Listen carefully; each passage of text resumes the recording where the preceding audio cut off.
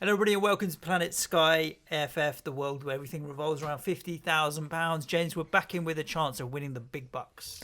This time we shall try. We shall try indeed. I've already set my reminders. I'm not going to miss any deadlines. I'm going to captain my players until Sunday when I forget. You ain't going to forget because I'm going to WhatsApp you every fucking day. Ready. And considering you got like 4 games every day, this really shouldn't be an issue for you. Yeah, I've already set up for this week, this game week and all of the match days so far, but we'll see what happens. I may tinker with my squad before we get there. So yeah, we are now back into game time. For everybody that's sent in questions for this podcast, thank you very much. We've got 15, 16 to go through, James. We have had some fixture news, mind, with the news that everything is being televised for the first 2 brackets 3 game weeks, but only one fixture's significantly moved that might cause us any issues, maybe. So far.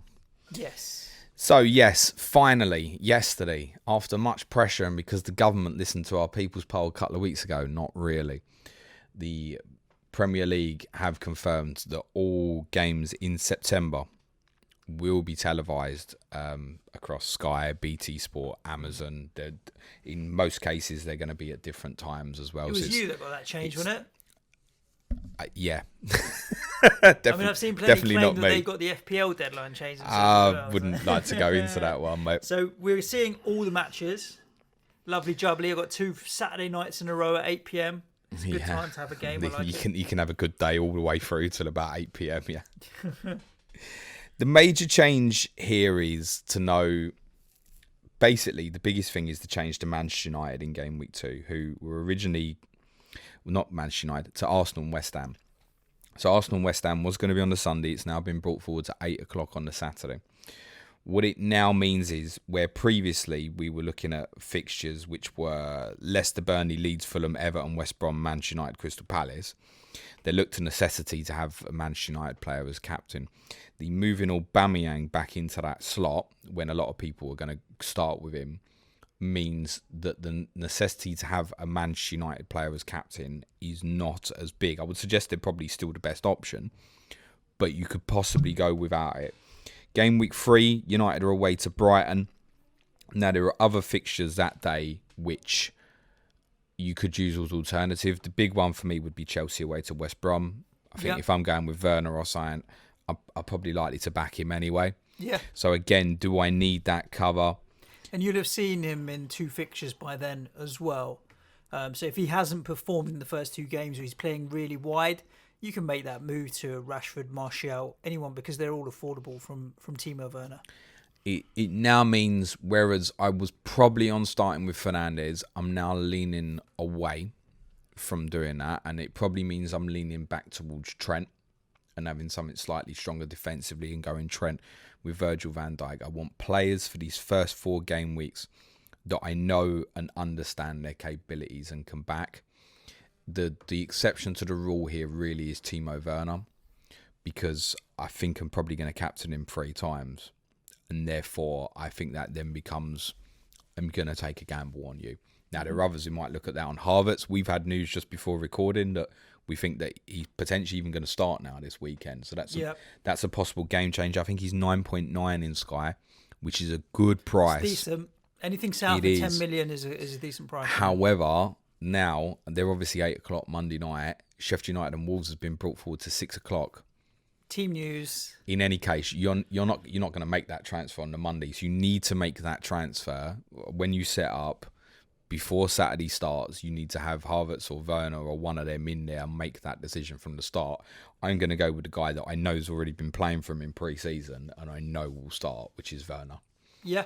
Werner is definitely going to start as long as he doesn't pick up an injury between now and then. So he's the guy that I'm going to back. And the idea, like I said, that I've got 3 out of 4 captaincies from him, I think means that he's worth the gamble. Otherwise, I'm going with players that I know their abilities and their capabilities in this league. That's my idea at the moment. So I've spoken about this several times about not taking chances at the start. which is exactly what I did last year. It was probably the biggest mistake I made of all. He's, Rodriguez, I know what he's capable of. Can I fit him in? Yes, Everton do have good 4 fixtures. Maybe he is worth the gamble, but do we know he's going to play? Do we know what the reaction is of an Everton side who were bad? I think Allen, for example, could be an equally interesting choice. He likes a tackle. The tackle tiers have changed this year, right? We've gone from, the terminology that's correct is we're going from successful tackles to total tackles. Yep. Which the data from last year, our good friend Luke from Scout shared this with us on our Slack channel, that he'd heard or he'd seen there was tier 1 tackles last year were 460. This year it would now be 461. It's exactly the same basically. This is if they were using this year's metric for last year. Yep. Tier 2 tackles, there would have been 213. More. No, that's there would have been year. 213. Yep. This year last year on the new metrics would have been 340. Yeah, what I mean is there will be more tier 3 tackles. What you've got there is you've got everybody on tier 2 still on tier 2 basically. You've got a lot of tier 1s going up to tier 2 and some new people coming into tier 1. That's a lot of what that is. And just why I mention it, and before I forget, because Rob Pick also picked up that our s.2 FPL canal had some data, and one of the players that stood out really well for doing better now on these tackle bonuses is Declan Rice. Okay. Declan Rice is apparently the player that would have benefited the most under these rules last year. And Ndidi, Ricardo Pereira, who already smashes it on tackles, James Ward-Prowse are another few to watch out for.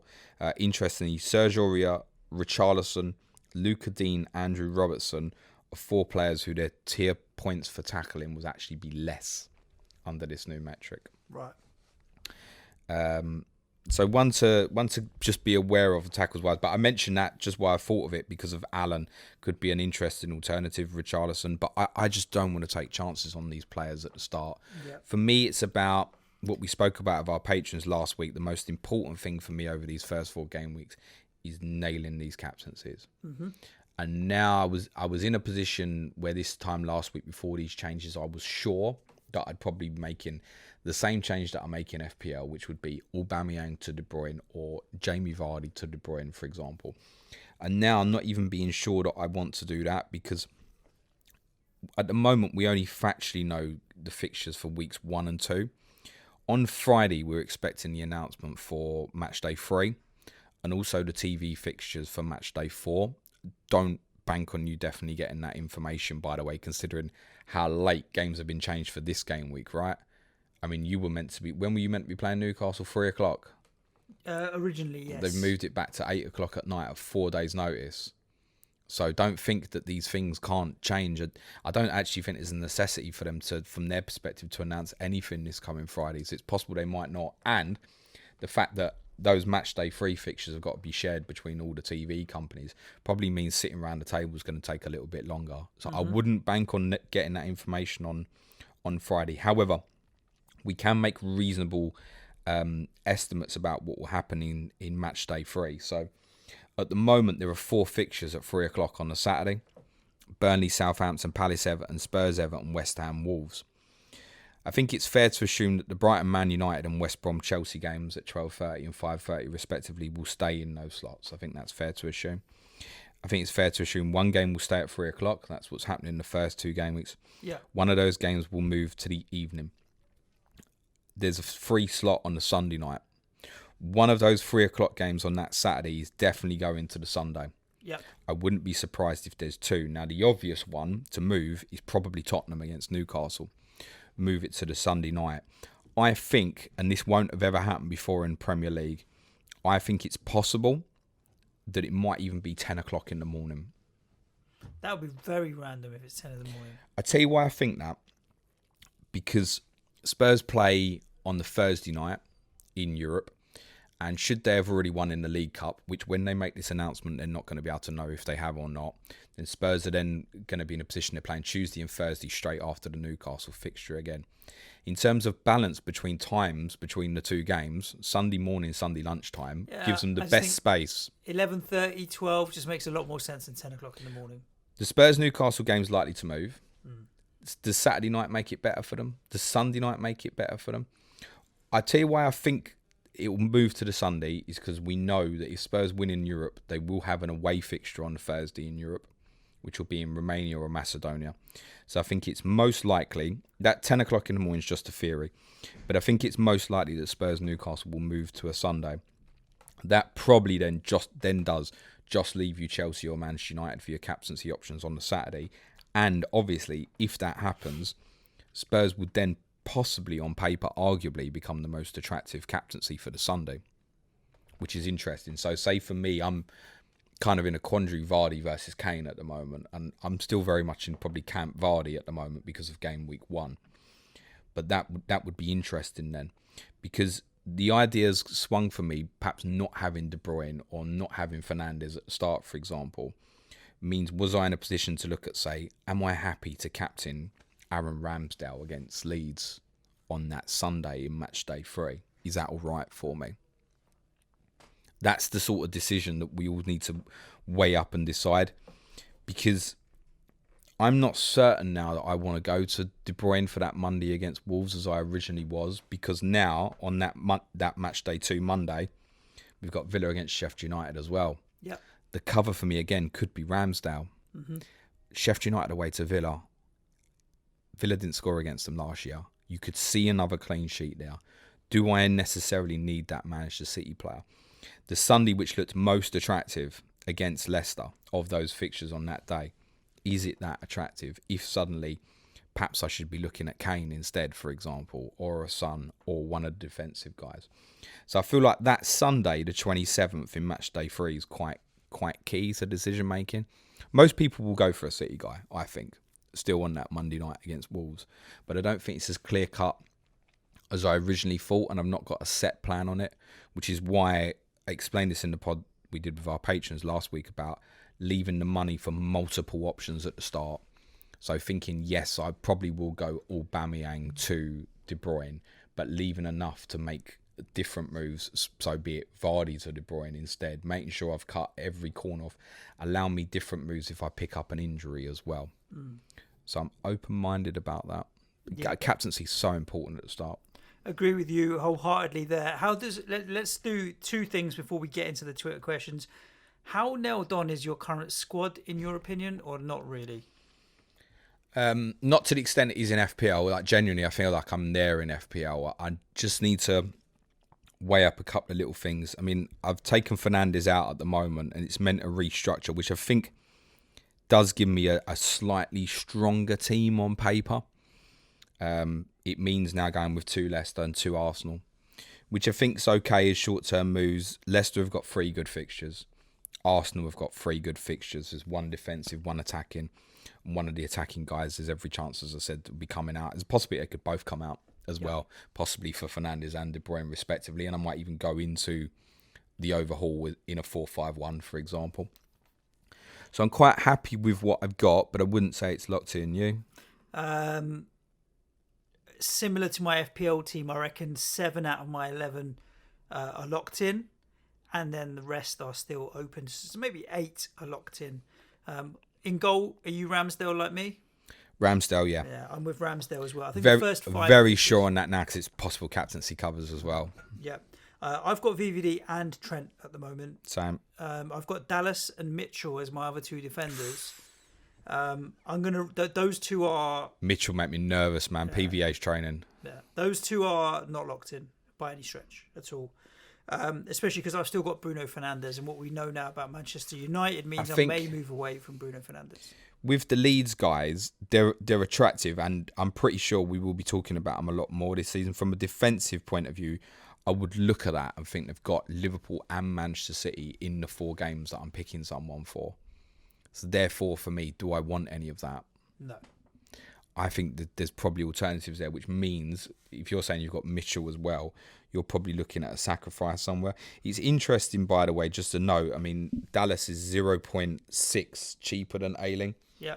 That might well be something we come back and have a look at. I think Dallas at 6.4 and even possibly Ayling at 7 million could be really interesting this season, but not from the start for me. Who are your other defenders or defender? So at the moment, it's just 2. James Justin, who I'm pretty sure is going to be locked in there till Ricardo Pereira's fit. I don't think Ricardo Pereira will play before the international break. West Brom, Burnley and West Ham are decent fixtures for Leicester. I'm a bit worried about them form-wise. Man City, just take it as a 0 pointer. Whatever happens. And I also feel like with this tackle amendment, getting players like him in that fullback area, I think you're going to see fullbacks picking up a few more of these tackle tiers this year. That's my instinct. It's also partly why, although we don't 100% sure know where he's going to play at the moment, be it left-sided centre-half, left wing-back, left-back. On closer look, I like Kieran Tierney as a selection at the start, actually. 8.1 million is a fair price. Fulham, West Ham, Sheffield United, decent fixtures. Obviously, like Justin, a difficult third game in Liverpool. But I think with Arsenal, we've become a bit obsessed on these first two games. Like thinking Fulham, West Ham, I must come off. And if you look beyond Sheffield United, City, Leicester, Man United, just generally as a run, it looks horrible. But if I just break it down and go, right, Sheffield United at home, match day 4, that's okay. That's all right. So Kieran Tierney's the one I got in there at the moment. I wouldn't put him at more than 50-50 to be in at the moment, generally. I could well start with this team, but I'm not as comfortable with it as I am with FPL. 3 in the middle or 4 in the middle? 3 in the middle, which I'm not overly happy with. Armstrong, I'm not happy with, Stuart Armstrong. But I think 7.1 million. He's in my team as well. Such a good price, man. One of the questions we've got on Twitter is cheap midfielders. And I think Armstrong at 7.1 has to be in and amongst the conversation as one of the better value midfielders. Antonio, 8 million. Same as me. Yeah, I just think, again, they've got a rough start to the season. But if I just look at it, Newcastle, Arsenal, Wolves, Leicester. Is it that bad? He's going to play as a lone forward most probably in a lot of these games, which is where we will tend to do best. So I think that's okay. We love an OOP. So if we can start with one, I think that's great. The other one I've got in at the moment is St. Maximin. It's 8.1. I'm finding it a really difficult call at the moment between him and Mateus Pereira at 7.7. I think for both of them, they're very liable to be picking up man of the matches and stuff for their teams. They're going to be the St. Maximin now with Fraser and Wilson in maybe has changed a little bit, but I'd think a little bit like with Traore last year, these two players, St. Maximin and Pereira, are going to be drawn into man of the match awards if their team performs well in any given game, even more so with the games on the telly, actually, in my opinion. The question mark on St. Maximin is, a lot of it is eye test and knowing that he's not actually going to get me the tiers here. He's not going to get me the tackles to pass in the shoot. He's not going to get me anything like that. So I do need the physical returns. I kind of know more with Pereira, even though he's unproven at this level, that if West Brom deliver, he will deliver. That's how I feel. At the moment, I'm edging for St. Maximin, but I think that's a close call. The front three for me, Werner and Aubameyang is very straightforward. Yep, me too. And I'm leaning Vardy over Kane at the moment. I'm leaning Kane over Vardy. We need a few different players. Have you got James. St. Maximin as well? No, I've got Bruno Fernandes as my other midfielder. Okay. So I've got Werner, Kane, Aubameyang as my front three. Bruno Fernandes is my other midfielder. I will be, now that I don't need Bruno Fernandes for captaincy coverage, looking to downgrade that and give myself more money to sort out my Ayling or Dallas Mitchell situation. I think it's absolutely okay to start with Bruno, if that's what you think. I wouldn't start with one of the forward guys, I don't think. But I think with Bruno Fernandes, if you really want to start with him and you know you have that intention to captain him on the Saturday in match day 2 rather than say Aubameyang, then I do think yes, it's okay to start without. What I wouldn't do is I don't think I'd buy him on the day. I don't think it's worth the transfer. I really don't. Because you're probably especially if you own Aubameyang. From a value perspective, you're probably going to have to sell a forward to make it happen. Unless you line up maybe in a 5-3-2. And I feel like with the way the captaincies need at the start, a front three to start with is the right way to go. So you'd probably have to sell a forward to get him from a value perspective, unless you're leaving, you're going to be hindering yourself somewhere else basically to do it.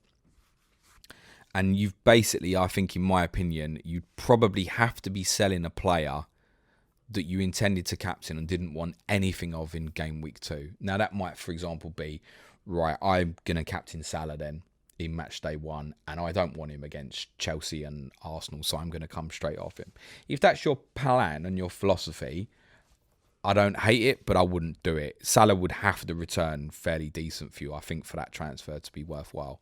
I think if that was your plan, you'd want 20 points off Salah, including the double for the captaincy, to make that worthwhile, I think. Otherwise, I wouldn't bother. I would just get him from the start. And in terms of captaincy for the first week, which is three match days, Aubameyang, I'm assuming, on the Saturday. Yeah. Vardy for you on the Sunday. Yeah. Harry Kane for me on the Sunday. And Timo Werner on the Monday. Yeah. Same as me. What's your captaincies further on as they would stand? So game week 2 was originally going to be Bruno Fernandes on the Saturday.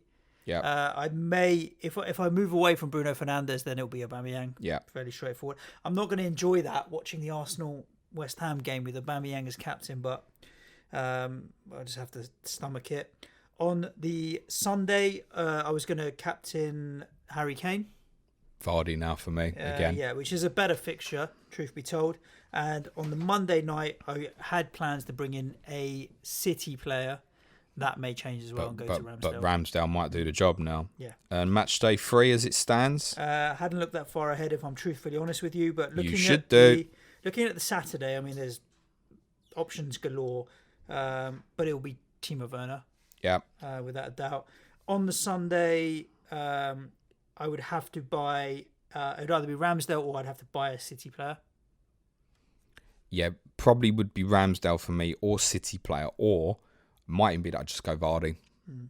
It depends. I think it depends where City are at in terms of defensive numbers and how they're shaping up. And the Monday night depends if Aubameyang's still in my squad. Virgil van Dijk. Yeah, it'll be VVD more than likely. Yeah, I think so. But I don't think he'll keep a clean sheet. But I'll take the safety of the passing tiers over. Put it this way, Aubameyang's unlikely to go off the scale. Yeah, he's not. I'd take, if you offered me the chance of an Aubameyang goal versus the chance of VVD's passing tiers, I'll take the passing tiers all day long. Now, in match day 4, and I kind of say this in case we don't get the announcement of the games on Friday, I think there are 3 games that I'm confident will get moved to the Sunday. Manchester United and Tottenham is definitely one. I think Arsenal and Sheffield United will be another. And I think Aston Villa and Liverpool will be another. That's because Arsenal and Liverpool play each other in the Monday night in match day 3. They've got to play a Carabao Cup game in the middle, which if they can avoid teams playing twice in 3 days, they will do. So moving it to the Sunday is a sensible option. The Monday night won't be used because there's internationals afterwards. The Friday night is extremely unlikely to be used because of the Carabao Cup fixtures again. You could have, let's say, for example, they went, right, we'll put Everton and Brighton on the Friday night, and then Liverpool and Everton draw each other in the 4th round of League Cup. Scheduling-wise, it becomes an absolute fucking nightmare. So I think they're more likely to avoid using the Friday night, which would mean probably 5 fixtures on the Saturday or 6 fixtures and 4 and 5 on the Sunday, in which case, don't worry about the captaincy too much. I think if there's a Friday fixture, we'll be extremely unlucky. And I think it could still change anyway. I also think that for whatever is scheduled for match day 4, particularly those on the Saturday, you need to be conscious that they could still move. Again, because of the Carabao Cup. So if those fixtures come out on a Friday, please be aware that I think a lot of it, particularly the Saturday games, would still be subject to change. And in this case, because they don't have to worry about crowds, it doesn't mean that they can't bring a Sunday game forward to a Saturday. We are living in something very different to what we're accustomed to. And it also means as Sky managers, we have to adapt to the fact that right now, and we don't need to now, but maybe come match day 5, we can't long-term plan. And we need to be conscious of that. It will become clearer because we'll know Champions League fixtures and stuff. It will become clearer. That the point you're making there about being difficult to plan lends itself towards a more diverse strategy in terms of picking one player per club rather than piling in on 6 Liverpool or whatever else you had in your crazy strategic minds, listeners. I love it when we go through a bit of a preview and what have you, and then we answer all the Twitter questions anyway, because it means that the things we're talking about are on what's on people's minds. And heaven forbid people think that we plan this show by reading the questions and then figuring out what we need to talk about. That would be too much work. I think you lot know us better than that. So just having a quick scan through the Twitter questions, we have covered some of these, but you guys have been great enough to ask them. So we will read them out. And I think when we get to the end of that, hopefully we'll have shed a bit of light and provided some clarity before the weekend. Of course, keep your eyes on Twitter. We'll share our teams before the deadline as well. Because we're not like top 20 with 2 weeks to go yet, James. To be honest, I really don't care. Like, genuinely, that 11, when I'm saying I'm not locked in, I'm not saying it because I don't want you to know. Like, genuinely, if you want to copy my fucking team, copy my team. That quite possibly could be my team. When it's game week 34 and game week 35, and I might be in the top 10, which is very unlikely, but if I am, we might be talking slightly differently then. Quick question, James. If you want to copy my team, copy my team. Are you still planning on having a second team with the strategy of trying to save as many transfers as possible for the my second team? That will be very close to my second team. Right. Definitely. To just get me through that first period. Right. FPL Quinner, who's your favourite cheapie in midfield? We talked about that. I think Armstrong at 7.1 is interesting. He stands out. Suchek is 7.3. We talk about him a lot in FPL, but he is a bit of an all-rounder, so he likes to take shots in the box. He does track back and tackle and cover the yard. So he's one of those that might not be very specifically always picking up a specific tier. There we go. But it might be a case that he picks up different types of tiers in different games, and he will still contribute this season with 8 to 10 goals as well. I think the thing with Suchek is it's 0.7 more for Antonio. It's worth going the extra for Antonio. I think it's so as well. It's different between FPL. But Antonio, do you see tier points coming out of Antonio? No, but I do see goals in the fucker. I don't see tier points in Suchek either, by the way. You don't think so? Tackle tier, passing tier? Nah, I wouldn't expect to see a lot. Okay. Cheapy midfielders. Armstrong's definitely in there at 7.1. A few to keep an eye on, who are cheaper than. Let's go cheaper than Armstrong, because I think he's the one that's really stood out. 7.1. Yeah. I think 7. Yeah, anything less than 7, you'd consider as cheapy. I think Jack Harrison at Leeds 6.9 is one potentially to keep an eye on. I wouldn't start with any of these guys. Grady Diangana at West Brom 6.8. Might be worth coming 0.9 cheaper than Pereira, for example. Harrison Reed at Fulham might be one that picks up tackles if we see a real adjustment in this. Basuma is 0.1 cheaper. We expect more from him this year, would be another one. The one that was really cheap, which stood out, and again, he's definitely not a consideration because they don't even have a fixture in game week 1, but he might become a good enabler on the other side, is a Burnley player. Josh Brownhill is 5.6 million. Was bought from Bristol City in the summer. In terms of returns, not going to get you a lot, but probably going to be a regular starter for them. Jack Cook's out injured at the moment, so it's worth keeping an eye on once we get around to game week 5. But he's probably the one, if you just wanted someone in there who's going to be an enabler, he's constantly going to get you 2-2, 2-2-2. He's probably the one that stands out up below sort of 6.7-ish, or I can look at him and go, I know you're going to regularly start, in my opinion. But there aren't obvious ones.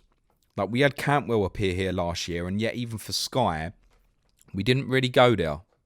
I don't feel like a lot of people did, in spite of the fact he was getting decent returns as well. He just didn't show up as an option. So even mentioning someone like Brownhill, I think most people go, oh, fuck off, James, I get a 5.6 million defender. Yeah, I agree. So I think Armstrong and the ones underneath, particularly like Diangana, might break out, possibly. FPL Stefan Barnes, how does the September TV schedule changes affect our planning? Well, we just spoke about this. Also, Dan McKenna asked, does Aubameyang versus West Ham moving to Saturday mean we no longer need to start with Bruno? Hit a little bit of rewind. It means you don't need to start with a City asset. But if you're not planning on making that many transfers anyway and you feel flush with transfers and want to use one, then by all means set yourself up. But if you're going to do that, you'll probably start with Fernandes in your 11 rather than make a move to get him in. I think my take on it at the moment probably is there's every chance now where I didn't think I could. There's every chance I will go through to the overhaul without making a transfer. I'm pretty sure I will still go for De Bruyne, I think, on that Monday. I'm also looking at it now and thinking, well, if I lose something early here, say I lose one of the Premier forwards to an injury in game week 1, then I'm not going to think twice to just go straight to Fernandes then. So I had a preset plan in mind last year that I wasn't going to make transfers on the first morning I was making a transfer because Alisson got injured and I had to bring in Ederson for the game against yourselves. If that happens, don't hesitate, by the way. If you get a player injured in game week 1, make a transfer.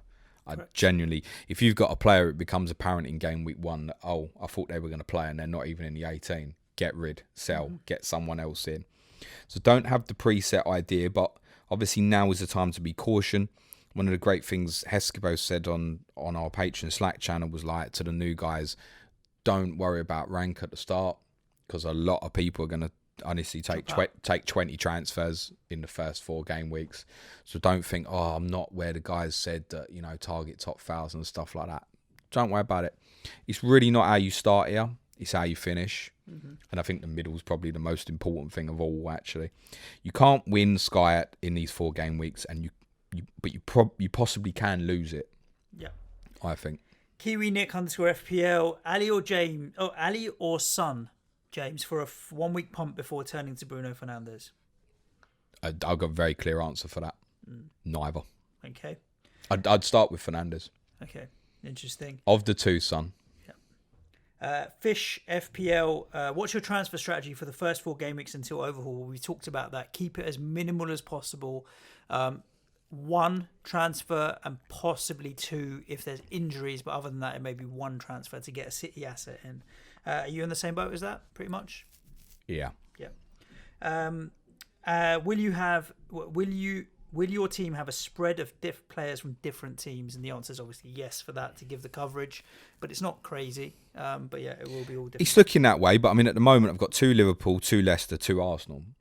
So it depends how you look at that, I guess. And the third question from Fish FPL was Kane or Vardy as my third striker. Well, basically, it's this James podcast or hasn't Suj. helped you. Yeah, who do you trust more? The man that finished in the top 100 or 500 or whatever. Easy. Where did you finish last year? Top 500. Yeah, and I finished 27,000. So what do you want to do? And maybe I don't even know where I finished. Actually, it could have been worse. You don't keep historical rank, do you? I don't actually know where I finished last year. I think it was 280. I know you ain't got 50 Gs. That's what. No, definitely not. And you won't be getting 10 Gs this year either. 287th, I think. Listen, let me be very clear. I think I hope that Kane outscores Vardy. Don't get me wrong. I think for me, it's the interesting one that swung it for me is one. I think Vardy is the best option on Sunday. I think he's a better option than Kane, genuinely. The one that's put the doubt in my mind now is the idea of Kane against Newcastle, maybe. But also made the same mistake with the same fixture in the same game week last season, which is what swung me to get Kane from the start, really was the Newcastle game in match day 3, when there were clear City players you could captain on match day 1 when I captained Kane against Villa, for example. I kind of bullied myself then, and it worked out against Villa, by the way. I bullied myself into, if I'm going Kane, I better captain him against Villa as well and stuff like that, even though I had the benefit of knowing the City team before I locked in the captaincy, and I think I had a couple of them. So, captaining Vardy away to Man City, a fixture that he scored in last season and scored in before, is not the worst thing. And I don't hate the Ramsdale, those 2 fixtures in the middle, Villa and Leeds, where it actually could show up to captain him. Yep. We've seen with keepers that clean sheet can easily be 11 points times 2, and suddenly from 2 fixtures of Ramsdale, he's sitting there on 44 points. It's decent. And I almost even flip that and go, if I had a captaincy of the same player for 2, is anyone else likely? Is Vardy likely me to get with 44 points over the 2 games, for example? Is De Bruyne, if I then captain De Bruyne against Wolves and Leicester, is De Bruyne likely to get me to 44 points? Now, I don't particularly think Ramsdale but you know what I'm saying? There is the possibility of the ceiling there where it'll be a differential because most people won't as well. Yeah. Obviously, with De Bruyne, it's the fear, the opposite. You get fucking killed. I think I'll go De Bruyne. Let's keep rattling through some of these now, James. Sam Betts, thoughts on Saliba? There's a lot of predictions he'll be in the starting 11, but a bit risky with his price. I'm not even looking at Arsenal defence. You? Well, I've got Tierney. No chances for me. Yeah. He is a chance. So the latest news is that David Luiz has got a neck injury. Unconfirmed if that's bad, or if it's 1 week, if it's a month. Don't really know at the moment. Rob Holding, we thought, was possibly going on loan to Newcastle. That's apparently been called off, partly because of this. And the suggestion now is that Holding may well start at the weekend with Gabriel. Saliba, of course, you will get the benefit of knowing if he's going to start or not, because they go first. Yes, that is true. Be very careful. If you're going to make that move, I suggest 2 things. 1, lock that team in very early after you get that team news at 11:30 a.m. Don't be fucking about with it at 12:25, because you will end up disappointed. And 2, you have to realise that because he plays in game week 1 doesn't necessarily mean he plays in game week 2.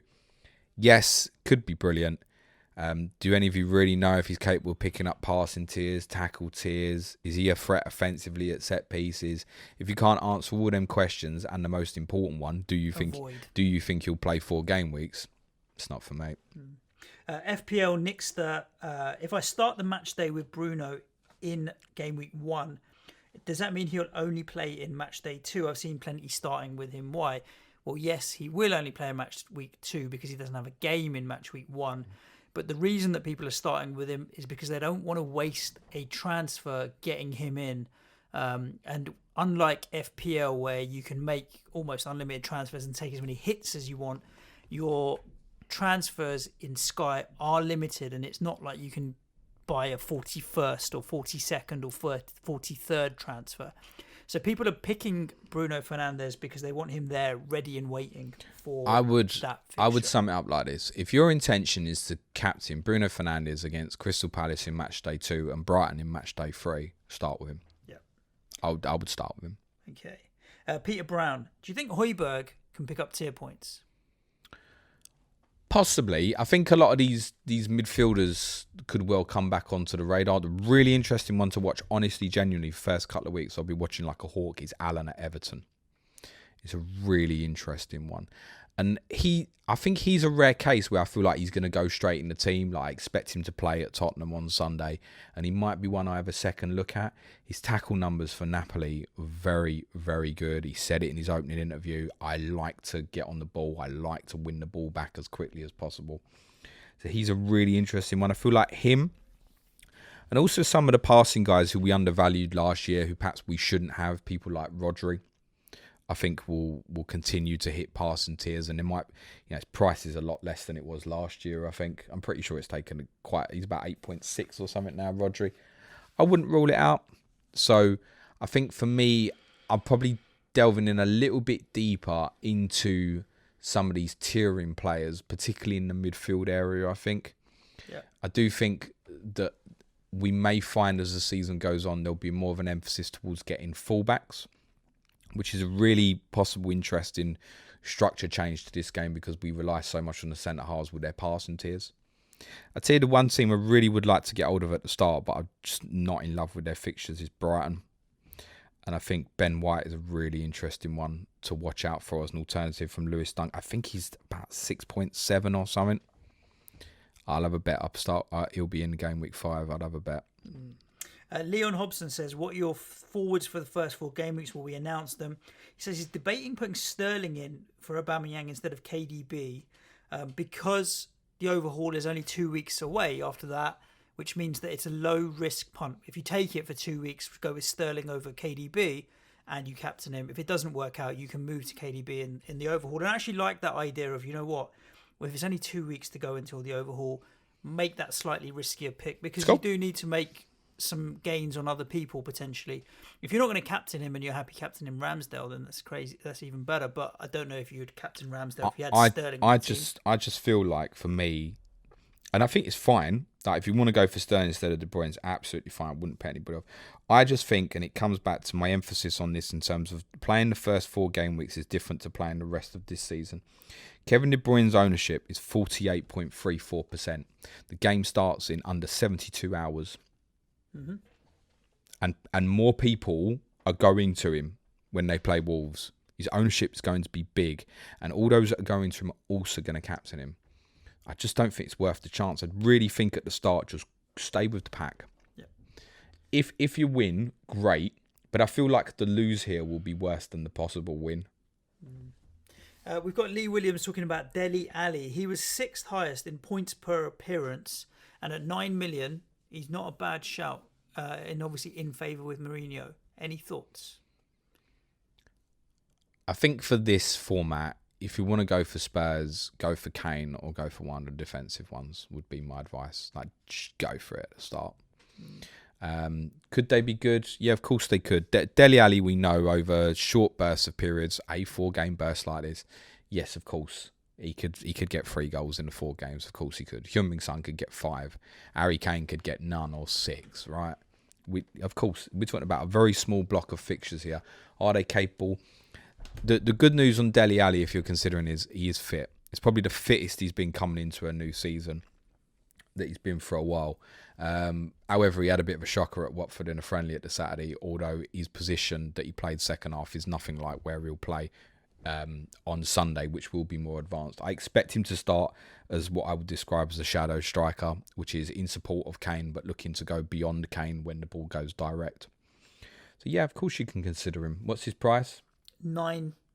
It's decent for someone who's very capable. With him is another one, though. You are very much relying on those attacking returns to be getting the tiering, whereas you get what you pay for with the likes of De Bruyne and Fernandes, and that are going to bring you other shit as well. Yep. What the FPL asks about COVID. Obviously, we don't know. We don't have a bench here, so obviously these kind of things will make an impact. Do you think that you're going to save and hold back more transfers because of that potential risk? No. I don't. Try and block it out of your mind and just work without that. For those who listen to a lot of our other pods, you'll know I'm very sceptical about the idea of football fans going back, and I'm not as confident as other people are, but I am confident that football will only stop now if it's a government intervention, I think. The way they've managed this, to be honest, the way we normally get so much wrong in this country, the way the authorities got the restart right and safely for the footballers, which is the most important thing, during the restart period worked. So I think you're seeing now, okay, like, look, Mahrez and Laporte have got COVID. They admittedly don't have a game for a couple of weeks. They could still play in that game. I think amongst the players themselves and the clubs, they now know how to manage these situations. I think you would need a seriously scaled problem for a match to be postponed at the moment, and particularly between now and the overhaul period. I'd be more concerned about it, I think, as we come into winter. But in terms of planning my transfers about possible virus, no. I mean, I wish I'd used more in January last year in hindsight, but I couldn't predict there was going to be a global pandemic. No. Like, I can't predict in 6 months that all football fans will be back in football stadiums, but we might be. You never know. Just a few more questions. 3 we're going to go through, James. Signings or players from promoted teams that intrigue you? You mentioned Pereira. Is there anybody else from the promoted teams that has stood out? No, I think not for the first 4 weeks. Yeah, anyway. The Leeds guys definitely will. There's some interesting prices there. Pereira, because there's obvious talisman potential, and particularly for this game, actually even more so than FPL. So Pereira would be the only one I think I'd consider to start with from the promoted clubs. Mitrovic is a nice price, but I need them forward captaincies at the start for me. And Andy Cairns says, do you use a planner to sort out your day-to-day captaincy coverage and transfers? Excel. I will, but I'm not at the moment. And what I mean by that is I don't need to in these 4 game weeks. We're only planning 4 weeks before I don't need to. It's overhauled anyway. So, but it literally exists on Excel. The last question of the show, James, is going to go to at Sky Podcast. Is that Mark? Is that Mark's handle? Oh, Mark Edweber. Yeah. Hello, Mark. How happy, I say, is that Mark? Because he changes actual name, which comes up as Sky FF and FPL content. So apologies, Mark. How happy on a scale of 1 to 10 are you that the televised fixtures are still chopping and changing this close to the season? On a scale of 1 to 10, with what 10 being how happy am I? 10. The more chaos, the better for me. Yeah. James's approach to FPL and everything is just make it more difficult. And I don't say that it comes across as if you want to make it more difficult, but make it challenging rather than difficult is a good phrase. I'm not saying, for example, that Spurs and Newcastle match day 3 will definitely get moved to a Sunday, but I already know the possibilities in my head. I have an advantage in that way over some people. It's not to be disrespectful. Most people, it's the same with chip strategy. I can't get my head around when people go, oh, your chip strategy pods are amazing. I think, It all seems quite fucking simple to me. I don't get what the problem. Other people just don't see it in that way. So the strategy is an advantage for me. So the harder work that has to go into the strategy, the happier I'll be, even if it makes the own game harder for me. Yeah, I'm with you. I think that ultimately it ends up the same for everybody. We have the same amount of time, so the same amount of planning and the same amount of thought. I know that there's not people in different time zones necessarily that have to worry about getting fixtures, like making their teams in the middle of the night and what have you, because technically if you're not in the United Kingdom... Oh, everything with Sky except the final hour before the first kickoff is done in the middle of the night, by the way, mate. It's the best time to do... in terms of your planning. People don't have to worry about team news coming out at 3 a.m. in whatever country they're in and that kind of thing. So if they were planning on making their moves then... That's a genuine point, though. All the planning that I did during the restart period, where I really did start getting the Excel out and stuff, was always at late at night. It was almost kind of the last thing that I was doing, because you need to be able to see paths and break down set. You can't be, hang on, if I'm taking this Sheffield United player out here and I'm bringing him back, you don't need the baby screaming in the background and all that sort of stuff. You need to do it in a calm zone, put a little bit of music that you like and chill out. That's almost a routine for me now on Sky, where I think this year I'll have that now, where unlike the restart period as well, we haven't got this problem of the games in midweek. Yep. And that's not going to come around for quite a while during the season, actually. So, I really can sit down, for example, I think I'll probably do this religiously now on a Monday or Tuesday night ahead of this podcast and look at planning and constantly reviewing. Indeed. There we go. Listeners, thank you for tuning in to Sky Fantasy Football. Do keep yourselves informed on Twitter at Planet FPL Pod at Suj James, where we'll share our teams as and when they get finalised before the Saturday morning deadlines and the first game, which is obviously the Arsenal game. I'll treat my Sky team on Friday night. I don't give a fuck. If it's done. It would be done Friday night, because once I know the press conferences, I'll decide Friday night. I ain't going to be sitting there at 11:30 in the morning making changes unless you've got it in one. Yeah. Yeah, there we go. Thank you for joining us on the show. Wherever you are listening to the podcast, do make sure you're subscribed. And if you're watching on YouTube as well, make sure you hit the notification bell. You'll get informed as soon as we put content Remember to set out. your captains every day. Yes. And in addition to that, if you're looking for additional FPL... Remember to opt into the cup competition. You have to opt into the cup competition. Ah, interesting. I'm not going to cut you off again. Join our cash leagues on Sky. Yeah, if you are interested in more leagues and more fun, and also our Slack channel that has a Sky Fantasy Football channel within it where people share their ideas and transfer strategies, you can head over to patreon.com/Planet FPL. The Slack channel alone is just literally £3 a month, and if you want all the extra pods, it's £8 a month. An extra Sky pod a month as well. Yeah, indeed. There we go, guys. Stay safe wherever you are. Good luck, everybody. Ciao for now. Good luck, everyone. Cue music, please, man child.